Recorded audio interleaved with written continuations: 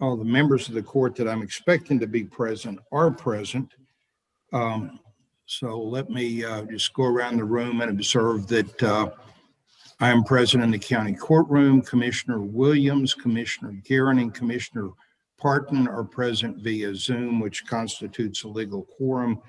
Commissioner Wright will be absent today. Others in attendance include County Clerk Sonia Scott in the courtroom, County Attorney Gerald Hale, by Zoom, County Treasurer Summer Campbell. When you're going to need to change your computer log on, Summer. And the Law Enforcement Center, I see Tina Allensworth, and I can't really tell who else is there. We have a representative from the Eagle, and then Mr. Alexander from the Hamilton County EMS. He's the district supervisor for the area, including Mills County. So with that, the meeting is lawfully in session. And Commissioner Williams, if you would open with a prayer, please. Yes, can everybody hear me? Yes, sir. Okay. Bow with me. Dear Heavenly Father, we gather here today to do the work of our county in your name. Father, bless this proceedings that we might be done in your honor. Father, we also ask today that you bestow our land with some rain. Father, we thank you for all that you have bestowed upon us here in Mills County and all that you will bestow upon us in the future. In your Son's name we pray. Amen. Amen. Next item on the agenda is audience with individuals. No one has signed up to speak. There is no one present in the courtroom or via Zoom, so we are complete with that. This will be streamed to YouTube, so the public is or may be watching. We have two sets of minutes here. One is November 16th and one is February 22nd. The November 16th minutes are stale. It's not that they were not necessarily done timely. It's just apparently they never got on the Commissioner's Court agenda or never got approved. So let's start with the November 16th minutes. If there's any questions, comments, or would entertain a motion. Judge, I move, if there's no comments or anything, that we approve both sets of minutes as presented, the November 16th and the February 22nd. We may need to take them separately, Jed. And the reason being is Dale wasn't here. Yes, I think that's correct. I forgot about so that. The Sorry November about that. 16th minutes, get that in front of me. Commissioner Parton was not a commissioner at the time, so he should abstain from voting on that one. So with that, I'll move we approve the minutes of November 16th, 2020. I'll second that. Okay, Commissioner Williams got in there first, so Commissioner Williams seconded, and Commissioner Parton is noted as abstaining, and so all in favor say aye. Aye. Aye. Okay, that's 3 ayes and 1 abstention, so that's approved. Now the second one is the minutes of our last meeting, which was February 22nd.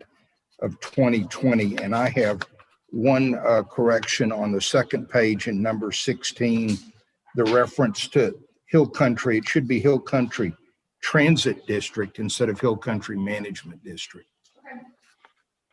And that's the only comment I had.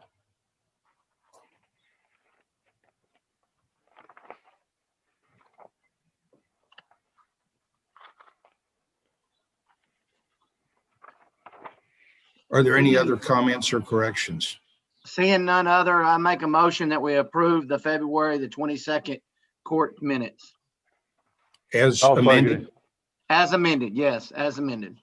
Okay, we have a motion from Commissioner Williams, a second from Commissioner Guerin. All in favor, say aye. Aye. Aye. Okay, I think Commissioner Parkin said aye. I think you may be muted, Dale. Can you hear me? Yeah. There you go. Okay, thank you. Okay, the minutes are approved. Then the discussion of the monthly reports. Since Mr. Alexander's here, let's do these in a little bit out of order and look at the EMS report first. Let him go on to other business if he needs to. This is for the month of February. You can see the average response time of almost 18 minutes. We had a period of bad weather there that I believe if you look at the long calls between February 10th and February 14th, that's about the period we had the weather. And other than that, I don't have any comments on this. Maybe ask Mr. Alexander, were y'all okay on fuel throughout this? It got a little dicey, but the sheriff's office helped us out and showed us a place where we could get fuel there in Goldthwaite. As far as the 10th to the 14th, there was a total of 3 calls that took over, the amount of time.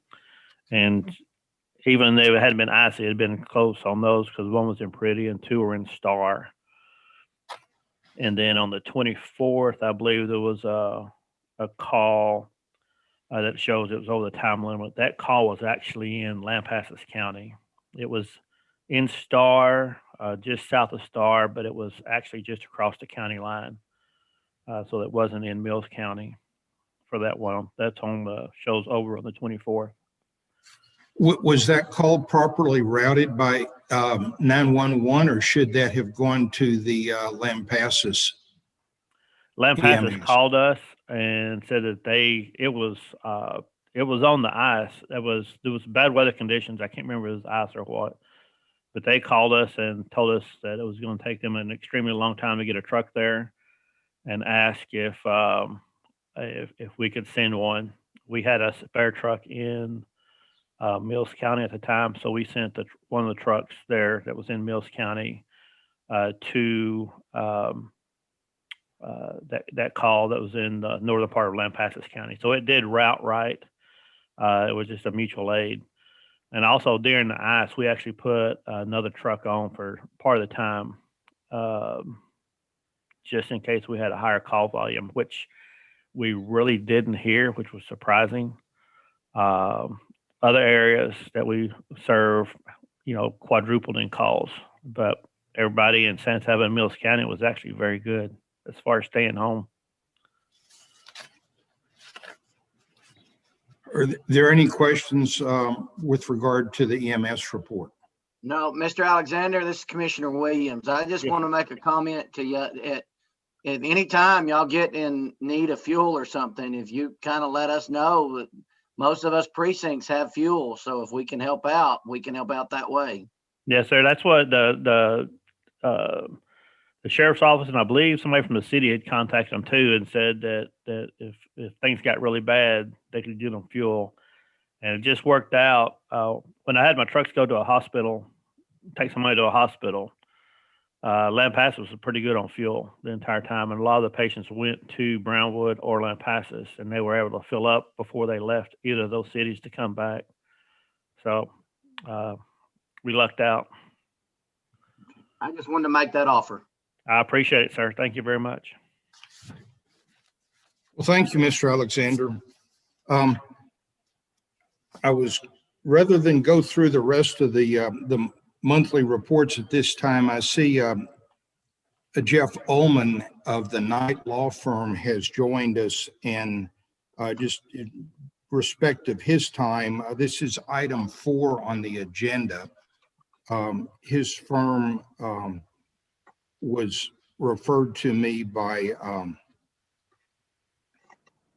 the Lamberger firm that does our tax collection work. I was looking for alternative legal help to review our 1985 subdivision ordinance.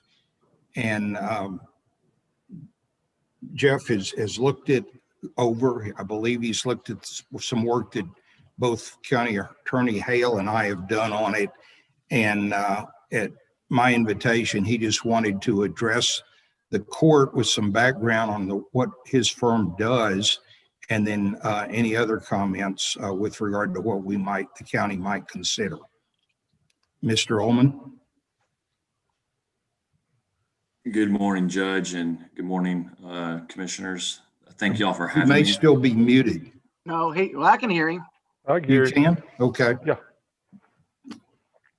Judge, are you able to hear me, sir?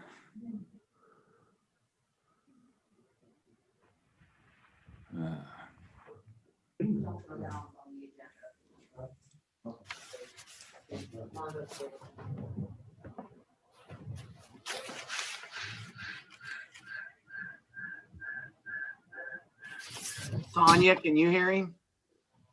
We can't hear him. Okay.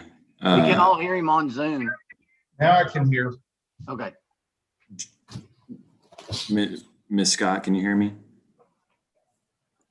Okay, great. I think, Judge, you got me now? Yes. Okay, yes, sir.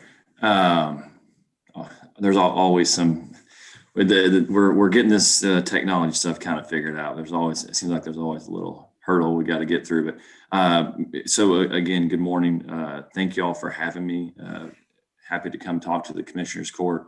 As the judge stated, he reached out to me with some concerns.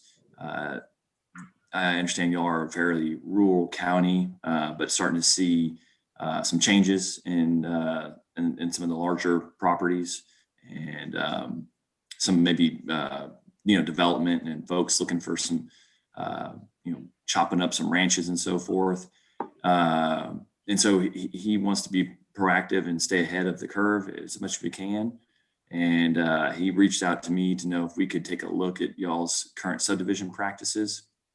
I've been with my firm now. We're the Knight law firm. The namesake was Barney Knight. He's now of counsel and retired. Some of y'all may have heard of Barney. He was practicing municipal law for about 50 years.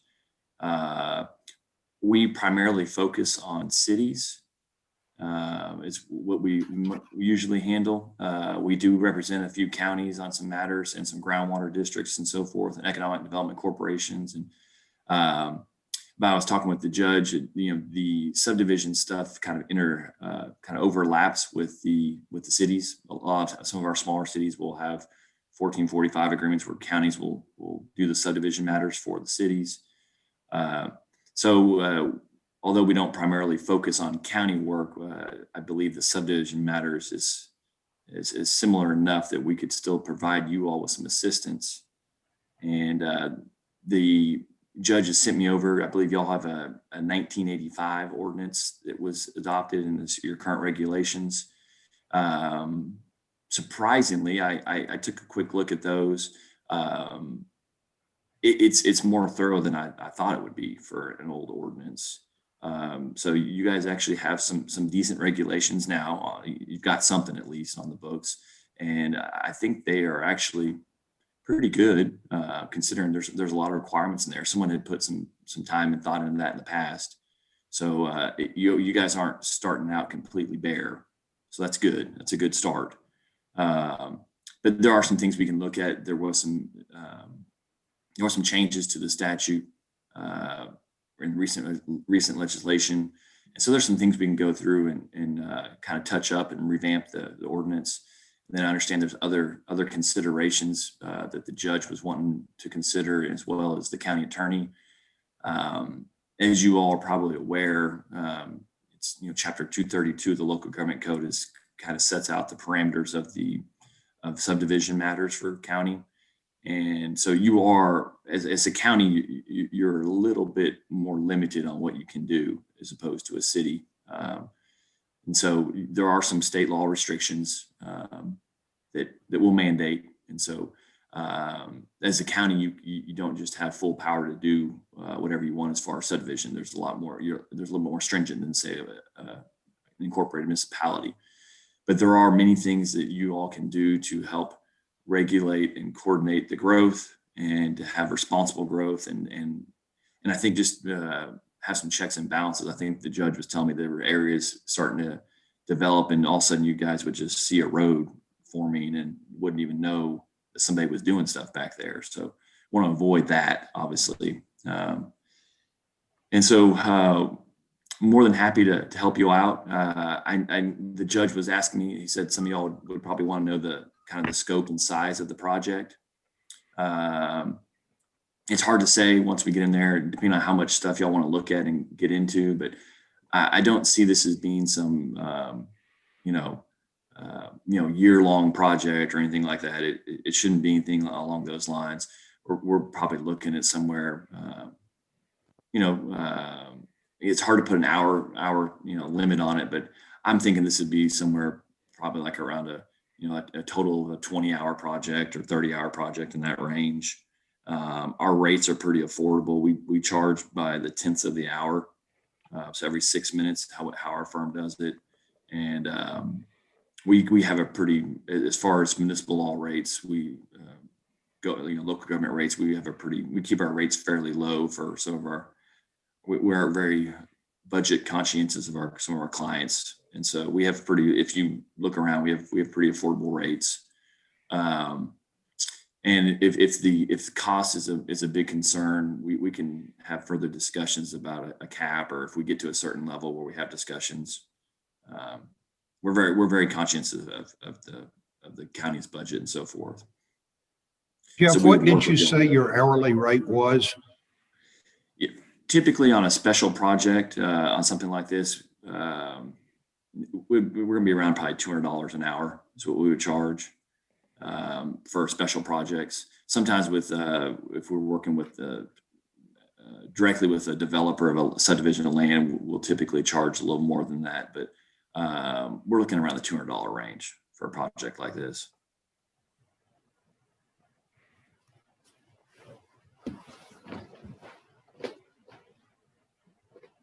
Where are y'all located? Yes, sir. We're located in North Austin. Yes, sir. And we've been, if y'all are amenable to it, we have, ever since the COVID outbreak, we've had to adjust like everyone else, and we've been doing a high volume of our meetings and calls on Zoom and conference calls, and we have found that that works. It actually works pretty well. And there can be some significant cost savings if y'all are open to that. That helps reduce costs as well. We're more than happy to come out and meet with you, of course, but the more we can do remote, the more cost savings. Can you name any counties that you've done anything similar for? I don't recall from myself. I've never worked on a subdivision for a county, I don't believe. I think Barney has done that in the past.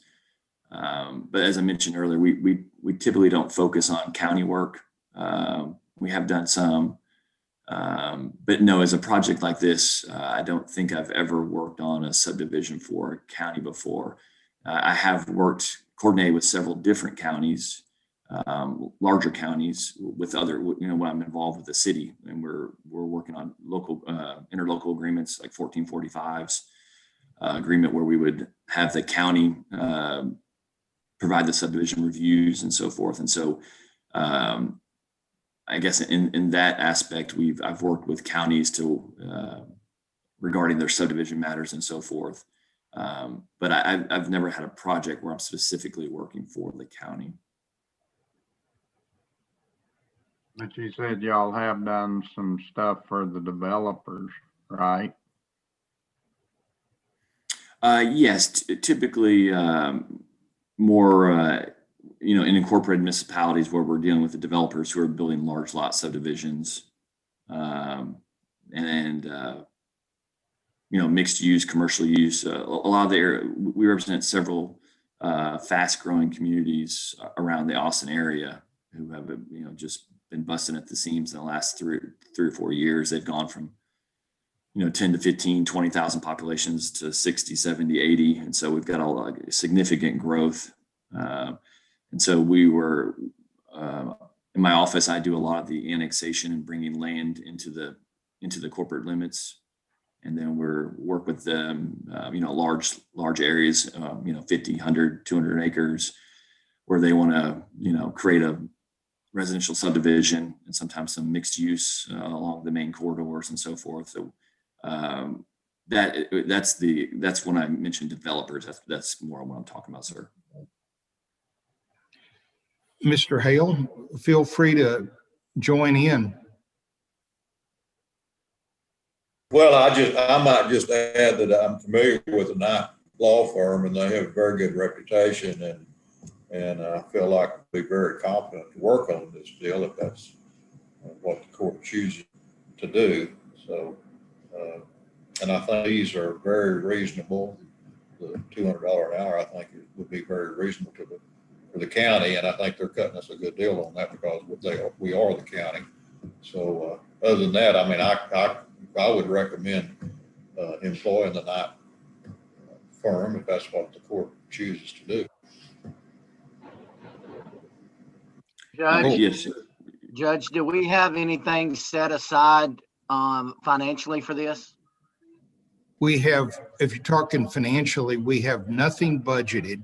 This has all come up, obviously, since the budget cycle last year.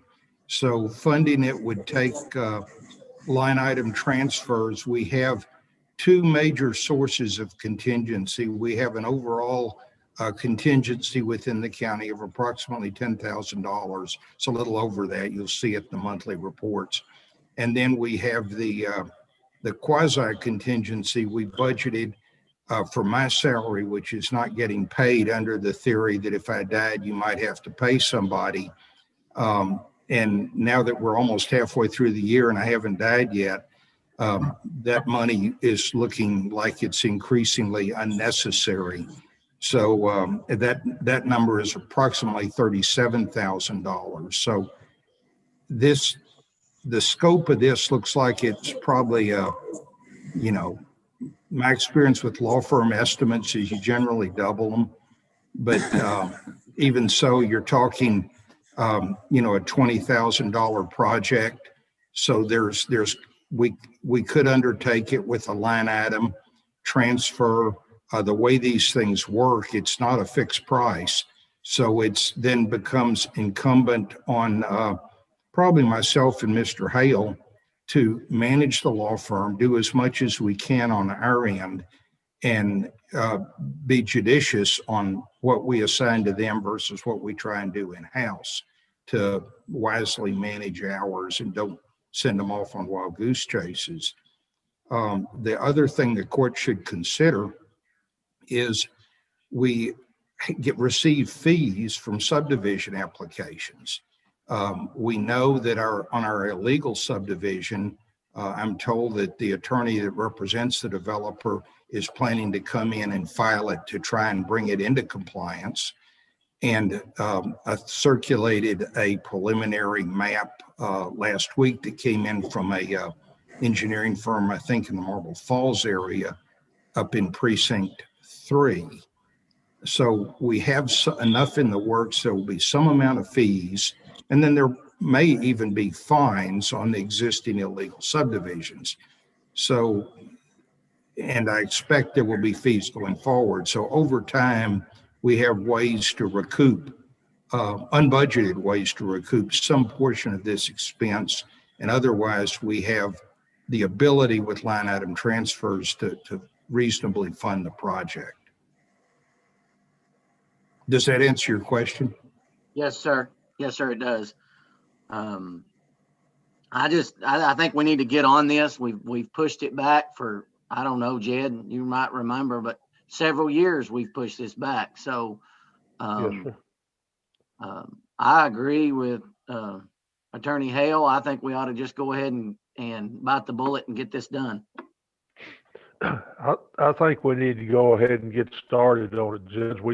Some of us felt that way several years ago and nothing ever gelled. So I'm with Commissioner Williams. I'm for it. Well, would that, we need to ask Mr. Ullman to submit an engagement letter to me or to the county. And then I'll move that the county judge be authorized to execute an engagement letter with the Knight Law Firm to assist the county in updating its subdivision ordinances, subject to a review of the engagement letter by the county attorney. I'll second it. Okay, we have a motion and a second. Mr. Hale, I just signed you up for something. You okay with that? Yeah, that's fine, Judge. We'll take a look at it. Okay. Any further discussion? Okay, all in favor say aye. Aye. Aye. Mr. Parton, did you vote for it? Yeah, aye, yes. Okay, then that's unanimous. Thank you, Mr. Ullman, for participating. If you would send that to me, and you can send it to me electronically for Mr. Hale and I to review. I will do that, sir, and I appreciate y'all's time this morning. Thank you, sir. Thank you. Thank y'all. I didn't hear any of that, but It was just a thank you for allowing him to participate. okay. Thank you, Mr. Hale. And- Thank you, Mr. Ullman. We can And I get will on get you about that. your business, and I look forward to hearing from you. Yes, sir. And we'll get that engagement letter over to you as soon as possible. Thank you very much. Thank you, sir. Okay, let's get back on our agenda, going through the monthly reports. The first one is the monthly treasurer's report. And some of these will require a court signature. We will have them, everything that needs signing at Jackie Brooks's desk all day for people to stop by and sign. The treasurer's report, it's 2 pages. You see on the bottom of the first page, receipts of $2,358,913 and disbursements of $933,000. That's a little more than our usual monthly disbursements. If you look up the column, you'll see that there's the payoff of the note on the senior center and payment on the county bonds. And on the second page, you'll see in the liability section, the remaining liability balances at the end of the month. And the only debt that is left of the county is the balance on the law enforcement center bond.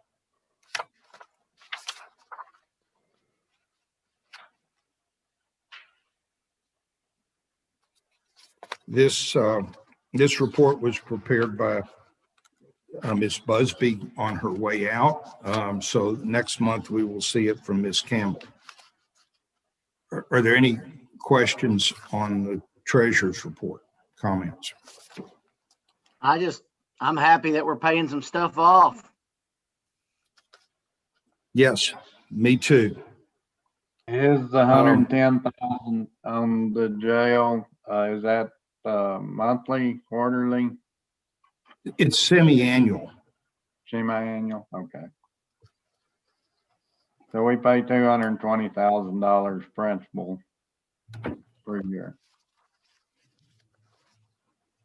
Ms. Campbell, do you know? Actually don't. Yeah, I have an amortization schedule. Yeah, it'd be 110,000 plus interest basically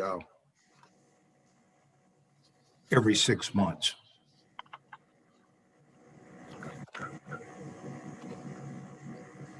The accounts payable and payroll, the accounts payable were distributed electronically Friday. Were there any questions on those?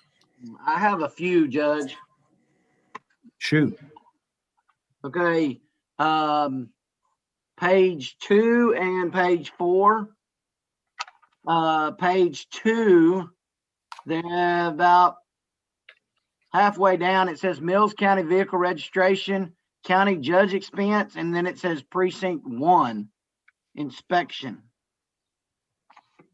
And then if you jump over to page 4, there is another Precinct 1 Inspection. I didn't know if you had an inspection, Judge. I don't even have a vehicle. Maybe if So I I'm go- thinking that may be wrong. I think that those belong to Mike Wright's precinct. Yeah, so I don't think that needs to be under the judge expense. No, can you edit that, Ms. Campbell? Yes. Page 8.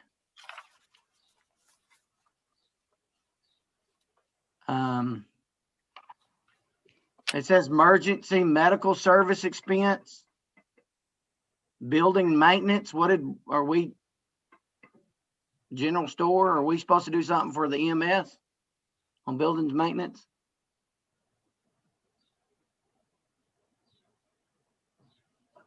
I'm not sure. I'll have to look at the detail on that and see if that was just probably miscoded.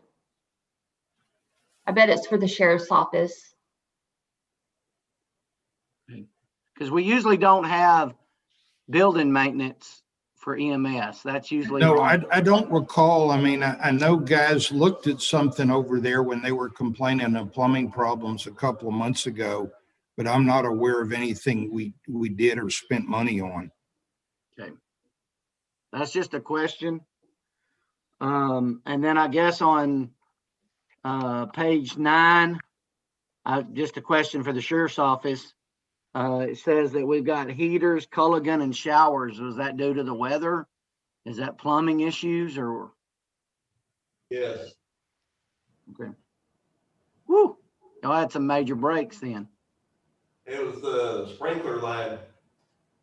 The same one that broke, I think, about 2 years ago. Okay. That's all the questions that I have.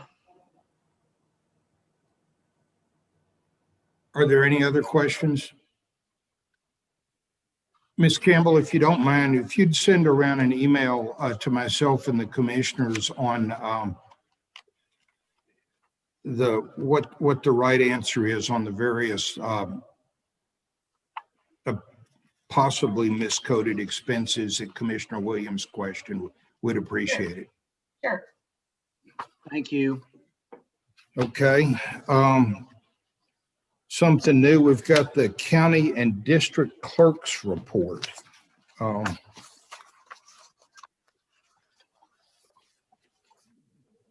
The court hasn't seen these before. This goes back to, I think it's a government code of the court's supposed to review all the revenue from the various county departments. These show $7,900, and I'm rounding, of collections in the county clerk, and then we're in the district clerk at $3,426. Net of credit card fees comes down to a net deposit to the county. We'll anticipate seeing these monthly going forward. Got the county extension office report. There's a lot of mileage. A lot of it relates to the San Antonio and San Angelo stock show and the upcoming activity for March, and some of which probably has already happened, Houston and Austin stock shows.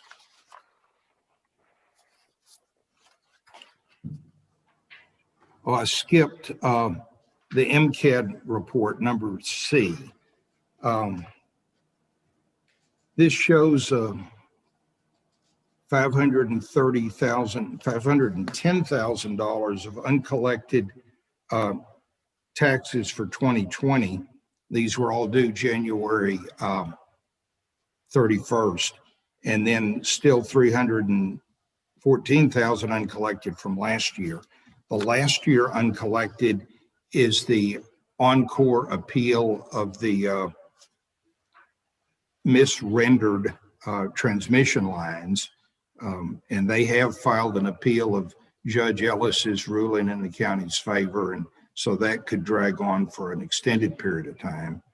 With regard to the current year, the biggest part of the 510 that's uncollected is approximately $349,000 that was 2020 Encore property taxes on all their holdings. That was timely mailed to the appraisal district with a return receipt. It sat at the post office and was ultimately returned to Encore. So MCAD's been in contact with Encore. As soon as they get the check back from the post office, they're going to resend it.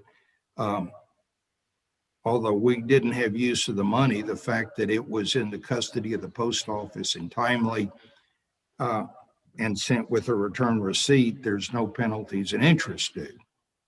The issue appears to be it never got picked up by the appraisal district, and the appraisal district says they never got a notice that there was a certified letter to pick up from Encore. So regardless, there's prospects of getting the money. There's apparently nothing sinister here, and it's unrelated to the appeal, but it's $350,000 we don't have yet. And the school districts are in the same boat, except for larger numbers. And I'm sure Commissioner Williams can update us next time after the MCAD board meeting. Yeah, it's this evening. I mean, tomorrow evening. Yeah, I think so. Yeah. The Sheriff's Office report is for the month of February, 281 calls, 3 arrests by the Sheriff's Department, 14 new jail bookings, and out-of-county jail housing build was all to San Saba for $4,200. And just in the last week, I can tell you, I'm seeing more San Saba prisoners coming in. So this may be higher next month. Questions on that? Justice of the Peace report. It's a lot of paper. To me, the key is on if you look at line 2 on the first page, there's new cases filed. Line 5 is the total cases on their docket, 886, plus some misdemeanors and other cases and categories as you move across the page. Their case disposal is line 10, 50 traffic cases and 12 other cases, and that leaves 828 cases plus the other categories at the end of the month. Second page is civil, third page is juvenile, which is zeros as it almost always is. And the other activities on the fourth page, you can see the jail magistrations, and this would be total magistrations, whether done by the JP or myself. There's 14 of them, and then 1 request for counsel, paid indigent counsel. You can see no death inquest, that's line 15 for the month, and at the very bottom of the page, fees collected of $8,855, of which the county retained $5,715.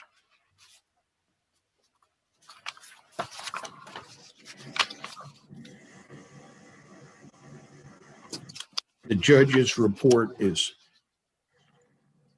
very limited. all we did last month, revenue wise, was issued four septic permits at our new rates. That's $1,240 gross revenue. And we've got a veteran service report. I've shuffled my papers so I don't have it in front of me, that I believe it showed 30 some odd hours of work, and some number of veterans helped, as well as studying and then passing his annual accreditation exam. So that's the monthly reports on the consent agenda. Is there a motion for approval of the consent agenda? I'll so move, Judge. A motion from Commissioner Guerin. Is there a second? I'll second it. Okay, so we have a motion and a second. Any discussion? All in favor say aye. Aye. Was that an aye, Mr. Parton? Yes, aye. Okay. So we unanimously approve that. We've dealt with number 4. Number 5 is consider an act on the burn ban. Just to give the court a little bit of perspective, our burn ban was issued November 9th of 2020 and expires by law in 90 days, which was February 9th of 2021. So the ban we had in place has expired. This hit, the maturity came up during our weather emergency. It kind of just honestly slipped up. So here we are to discuss what we should or should not do on a burn ban. I can tell you that I've run the Drought Index from the Forest Service at A&M. It's called the Keach-Byram Drought Index. Mills County has depends on where in the county you are, of course, ranges from 347 to 517 with an average of 451. To put that in perspective, a rate of 0 is so wet you need to swim, and 800 is the maximum dryness that there's no moisture anywhere. So 450 puts us kind of in the middle. I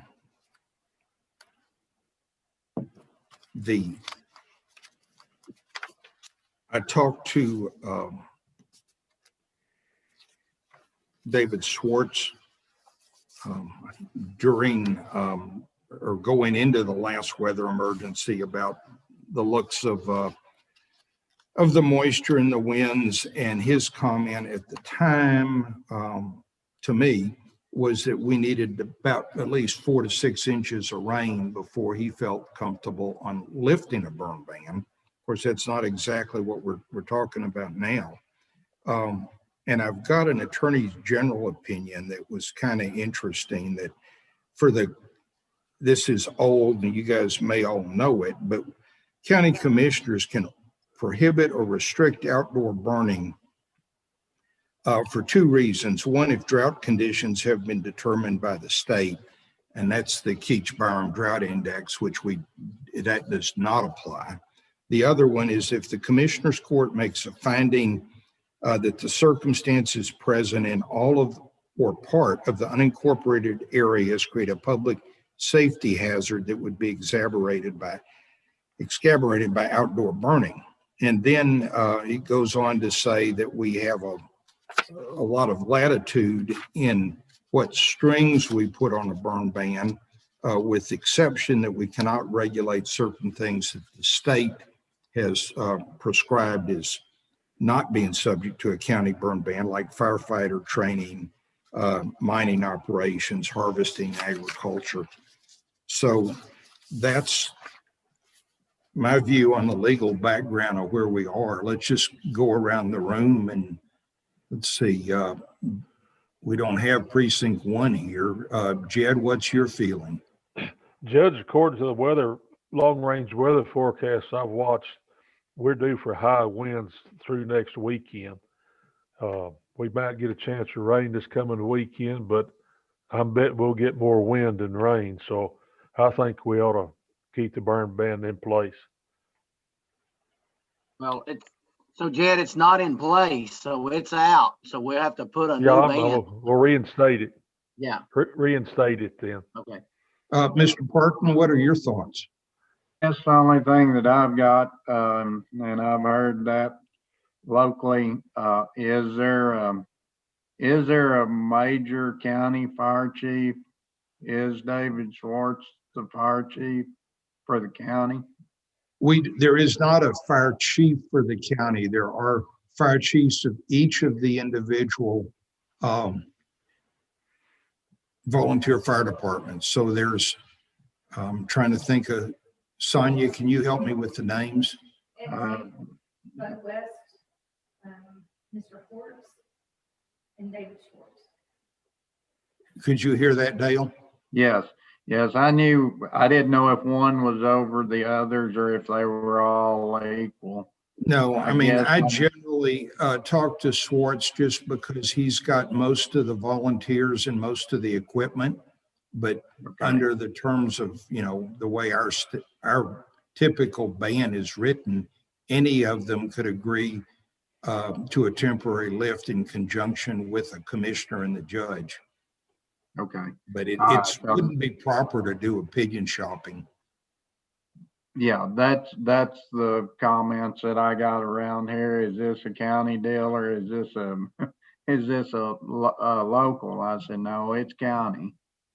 Yeah. When people were wanting Now, to buy. it doesn't have to be.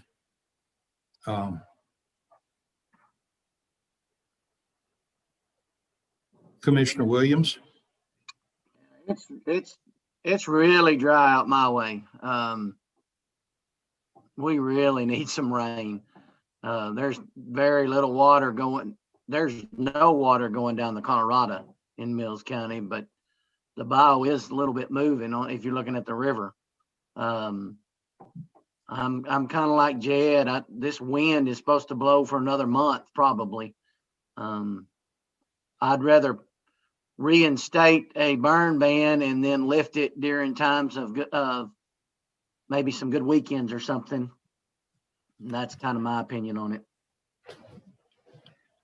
This is an unusual thought I'd like to bounce off the court. Some of our rural residents use a trash pit and for the disposal of household waste.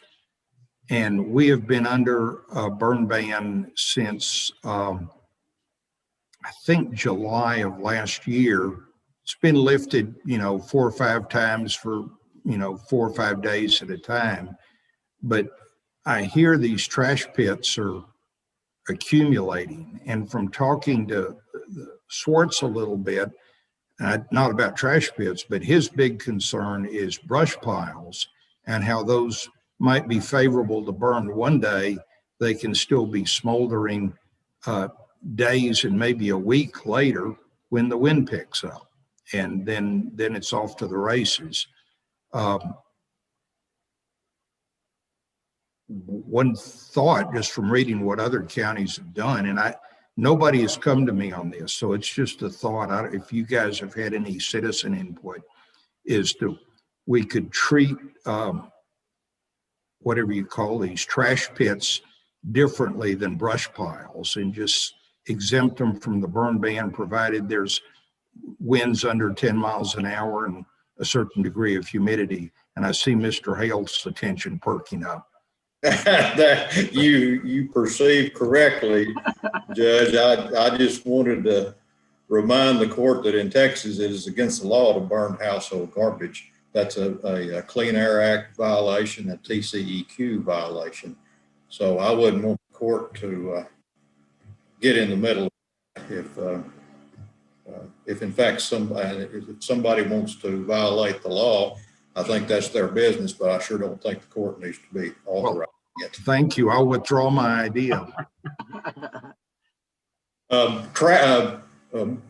Brush, burning brush and grass and things like that is a different matter, but burning household garbage is against the law in Texas anywhere.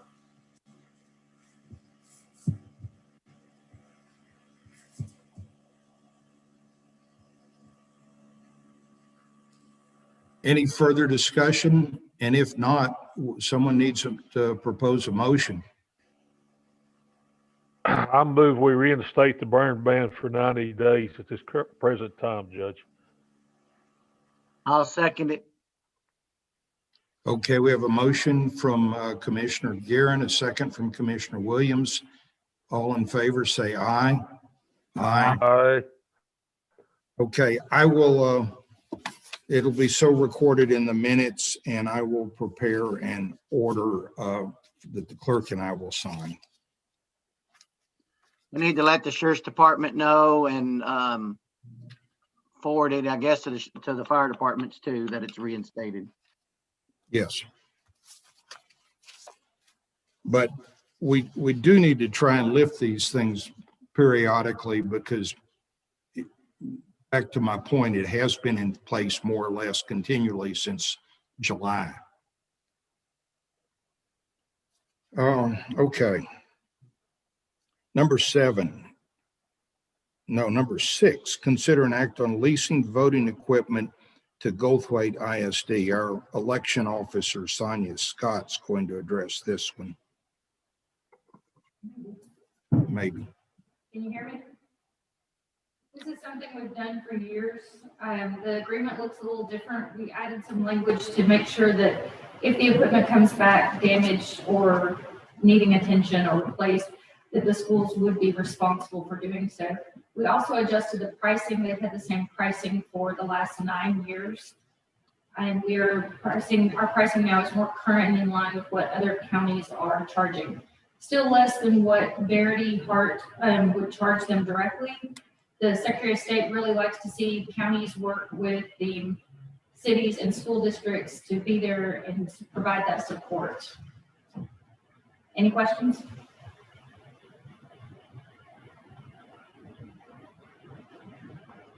I'll make a motion that we approve the leasing of the voting equipment to Goldthwaite ISD for their next board election. I'll second it. We have a motion from Commissioner Williams, a second Commissioner Guerin. All in favor, say aye. Aye. Unanimous approval. Okay, number 7, consider an act line item budget amendment. Ms. Campbell, can you explain this one to us?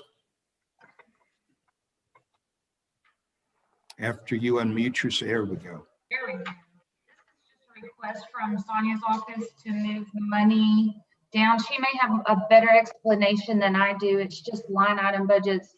Nothing's changing as far as the total budget. It's just moving money around so that she can use it in a different way.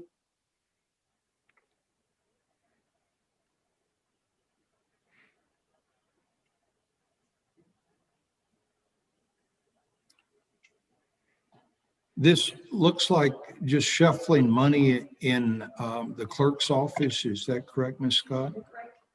And so we're moving it from basically education to travel? Well, with the district court being held in Brownwood, we've had to drive to Brownwood for court a few times, and there was no line to reimburse Joy for her travel. I see.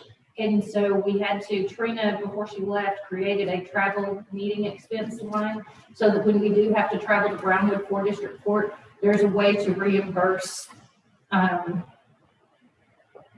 the office for doing so. Okay, I understand that. Any other questions? I make a motion that we approve the line item transfer. I'll second I'll it. second. So we have a motion and a second. All in favor? Any questions? Any discussion? All in favor, say aye. Aye. Okay, it's unanimous approval. Number 8, consider an act trade-in of 2015 Tahoe for 6,000 purchase of 2021 Tahoe. And then it looks like there's a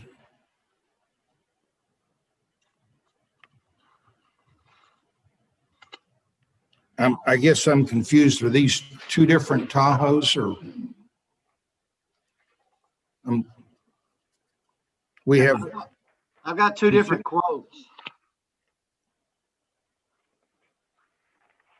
All right, can you hear me? yes, sir. All right, so the Tahoe that belongs to the county right now is being traded in for a new Tahoe to replace it. That's why you're seeing two Tahoes. Well, I got two quotes, Clint. I got one that says a trade-in of $1,000 and one says a trade-in of $6,000. Disregard the 6,000. We're only gonna get 1,000 for the one that's in our possession, the county owned.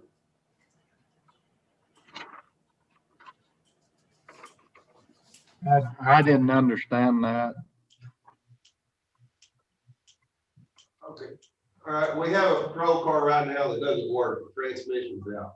Okay, So we're having to purchase another patrol car to replace it. So the dealership is gonna give us $1,000 for a trade-in on a vehicle that doesn't work. And that's what we're doing. And then they're gonna transfer the equipment out of the old unit into the new unit. So that's all labor, that transfer? No. Tell me what you're looking at. Well, I have a quote from Jim Finley, a Parkway Chevrolet, that says that the transfer of all the other parts is $10,023.81. Yes, And I'm asking, is that new stuff or is that just transferred stuff? that's a combination of both. yeah, there's another page in there, Commissioner Williams, on the stuff that's going to have to get purchased. There's a number of adapter kits and some extra parts. And so that's partially new equipment, partially transfer labor. Okay. Well, it just has a total at the end, Judge, so I didn't know if that was new or used or what, so. Yeah, the total is the $10,000, but the schedule, I think, is what's the parts of it that are new. Okay. so you're looking at 36,000 for the vehicle and 10,000 for the upgrade, basically, or? Yes, Yes, great, okay. So one vehicle, no, just one.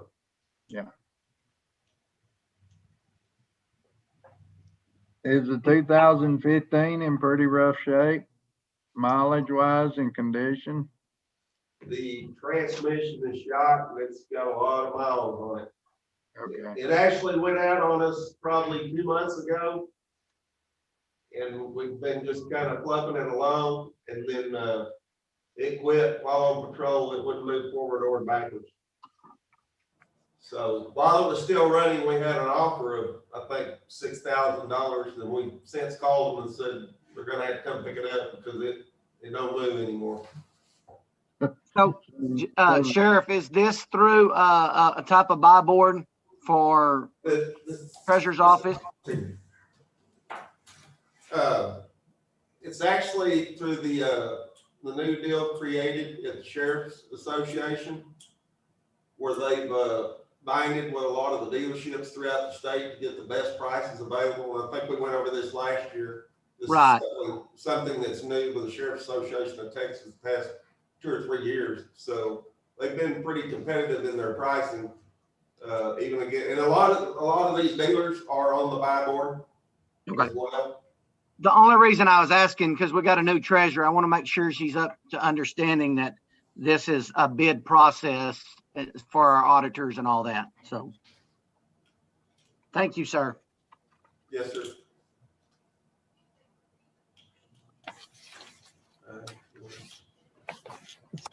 If there are no other questions, is there a motion?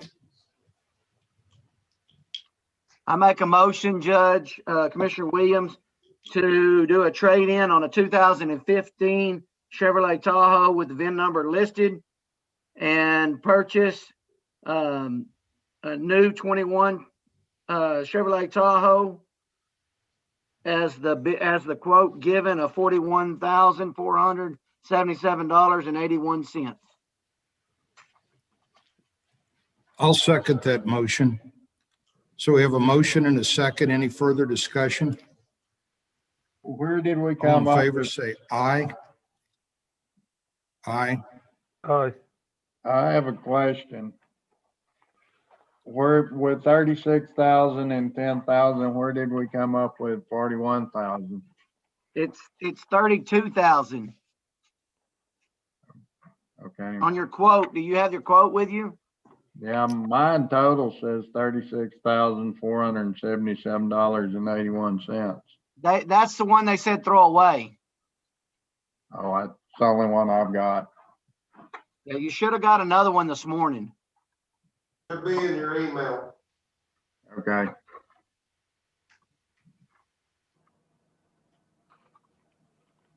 That's what he was saying, Dale, where they originally got offered $6,000 for now they trade, get offered 1,000. and then they got, yeah. So that's Okay. where it's the same bid, it's just the 6,000's the difference. Different, or 5,000. Yeah, okay. Yes, sir. Yes, sir. So what do we have here? We had 3 ayes and Dale had, No, okay. Okay, so we are done with that. We have approved it. Item 10, discussion of Governor Abbott's executive order number 34. He didn't really ask for our input on this, so I just put it in the package. I wanted everybody to see it. It goes into effect Wednesday. It rolls back almost all of the governor's prior orders with regard to COVID. There is a little caveat buried in here that if the hospitals in our trauma service area, which is a 7-county district running from Milam County through Mills, if the if the percent of COVID patients goes above 15%, then there's some rollback provisions that may be executed not by the state, but by individual counties. That doesn't make much sense and probably will never have an application to us, since the fact that all the hospitals in Temple, which is most of our hospital district, can go up or down, and it reflects not much on what's going on here in Mills County, one way or the other. It also says that you can't put people in jail for violating local orders, that local businesses, property owners, other entities, which would include the county, can have their own rules for their premises, but enforcement would be limited to asking somebody to leave and then it being a trespass matter if they refused to comply. And there's separate rules for school districts to be issued by the state education agency. The jails are subject to the Jail Standards Commission. And that's about it. The one thing I would like the court's input on right now, we have signs up telling people to wear a mask to come in the courthouse. That's not affected by this, although it would no longer be pursuant to the governor's order. As a entity, we can choose to have rules for our buildings. The Supreme Court will ultimately have rules for trials, and they have authorized in-person trials, including jury trials, but subject to rules approved by each administrative district judge. So at this point, we don't know what that'll look like. It won't be any more draconian than what we had in the past, and will be probably somewhat less. But this will be the first time we'll start to see jury trials again in maybe 6 months.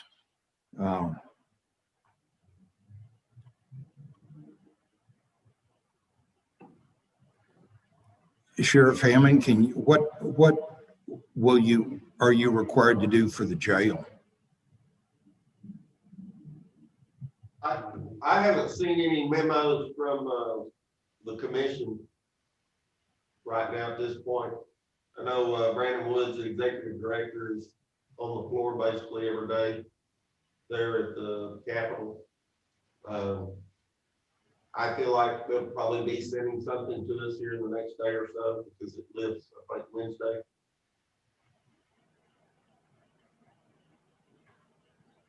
But as far as what we're doing, I think we're going to just continue to wear the mask for right now. I've talked to most of the department elected officials in the courthouse. Everybody wants to set their own rules in their offices, or everybody I've talked to, and which is probably appropriate, because the office layouts differ so much from the JP's office, which has a counter and plexiglass shields, to the clerk's office, which is one big open bullpen. So, and that's fine and appropriate. Got mixed feedback on whether we have rules for the courthouse as a whole, which would include the, hall, stairway, public area, bathrooms. We have till Wednesday to figure it out, but I'd be interested in commissioner input if you have a view on this one way or the other.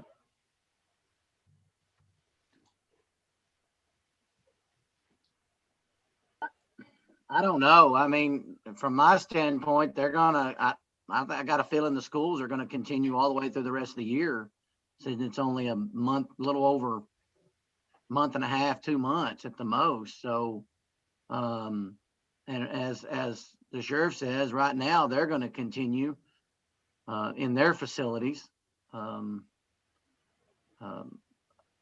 If a majority of our offices are going to continue it, then we might as well continue in the courthouse as is already written. It doesn't necessarily bother me one way or another, but if they're going to do each individual offices, we need to make sure we have it posted clearly so that everybody can see it before they walk into those offices. Yeah. Yeah, it's gonna put Mr. a Guerin, do you have a view?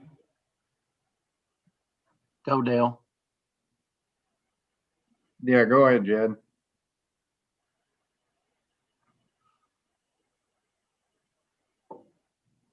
Go ahead, Dale. Okay. I guess my opinion is whether they do or not, if they open it up out in the public, it's gonna put more pressure on the courthouse. To be, if the public opens up, to be the one last mask place. You're right. Although I'd tell you that local compliance with the governor's mask order was never really there to start with. Yeah. He was pretty much non-existent. Judge, I really think we ought to continue on with it by reading the news since Abbott came up with this. He's only one of the 4 or 5 that's in charge of that's wanted to do it. Nobody else said give him the authority to do it, none of his medical team. And I think Abbott's jumping the gun on it personally, and he's using it as political cover-up for some more stuff. So I think we ought to continue with what we're doing just to be on the safe side for our employees. We can look at this, the next commissioner's court, can't we, Judge? Yeah, I mean, number one, it doesn't have to be a commissioner's court action, although I believe it's probably within my authority unless the court chooses to overrule me. But yeah, we can keep looking at it. Personally, all the COVID numbers are headed in the right direction now, and I fully expect that to reverse itself in the next 6 weeks. But we'll see. Yeah, we can talk about this every 2 weeks. Okay. Although it's always easier to relax than it is to tighten. Judge, the sheriff wants to say something. I'd just like to remind the court, I've had phone calls in the past about the non-compliance and stuff. There's never really been any enforcement that we could do out of ordinary. There was always warnings and stuff like that. I don't recall, is the courthouse currently posted? Okay. Yes. When it comes to Wednesday, and even now, even under the governor's order, people are just gonna do what they're gonna do, period. So, you may have employees that don't want to wear it anymore, or you may have, I know you got citizens that don't want to wear it, so. I've got kids that don't want to wear it. Yeah, I understand. But, just take that into consideration, so if a group starts saying, well, I wish they'd wear their mask because we wear ours, and, that could be an issue. So what's good for one, good for all. I know it's a difficult choice to make, but it's, it's not enforceable, really.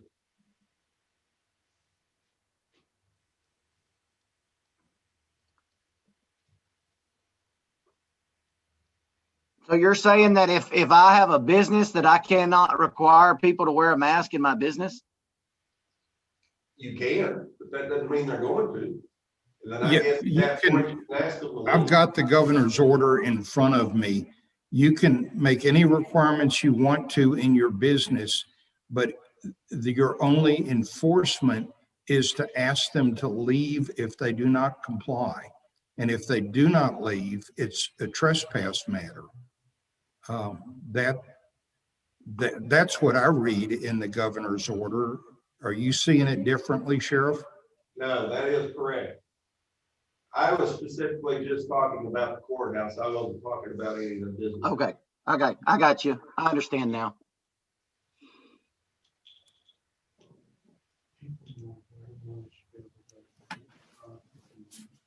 Any legal guidance, Mr. Hale? I guess my only opinion is that I've been vaccinated, so I don't care what y'all do. Hey, did you see that on the vaccination now? That the vaccination only lasts 9 months? You got to do it again? I mean, 90 days, not 9 months, but 90 days. I will if they want me to.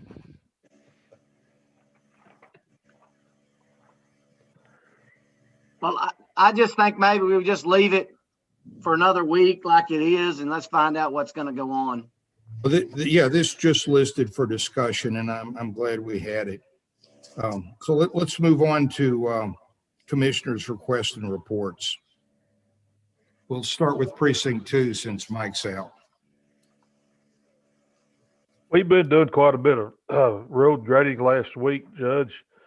Dale and I visited with Nathan Wilson last Wednesday with NG. He's in charge of the NG project, or one of the guys, about our road use agreement.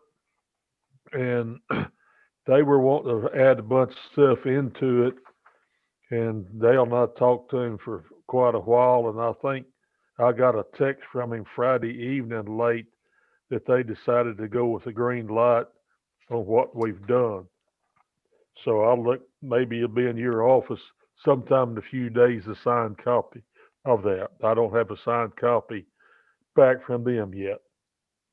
And NG is, they're crushing rock, they're moving equipment into the local area they either purchased or rented. So far, there's no heavy traffic on any of the county roads that I'm aware of. And that's all I've got, sir. You want to tell us about the meeting with the solar project? He just wanted to touch base. Last March 20th, I think it was, he was going to have a fish fry at the Star Volunteer Fire Department for landowner gathering and got canceled with the COVID. And he just put everything on the back burner, waiting until, the COVID kind of started going away. And so he's wanting to get started again. He's back in full bore to get that solar panel farm going again. It'll be off of the Moline Highway, some old fields down there, some old coastal fields and some old farm fields is basically where it's going in at, if he gets everything going right. I didn't get much of a commitment out of him or anything. He was just generally talking about what his plan was and what his vision was and what he wanted to do. Thank you. Commissioner Parton? Yes, we cleared a pretty massive fence line last week for over between our Mullen and Democrat. It was quite a chore. There was a lot of stuff in that fence line. Had to get rid of a lot of trees because they were just either going to hamper the bar ditches or the fence line. So it actually looks a lot better. It took us about 2.5 days to get that done. Been grading roads this morning. Trying to get some loose ends tied up so that we can finally hopefully get the building this road over here pretty. That was, I guess the way I found out, was in the FEMA project years ago that never got done. So that's kind of where we're at.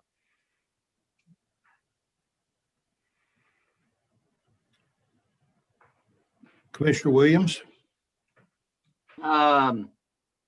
You're doing some right-of-way work on County Road 550. Should finish up on that today. Doing some shredder and also some maintenance work in the shop.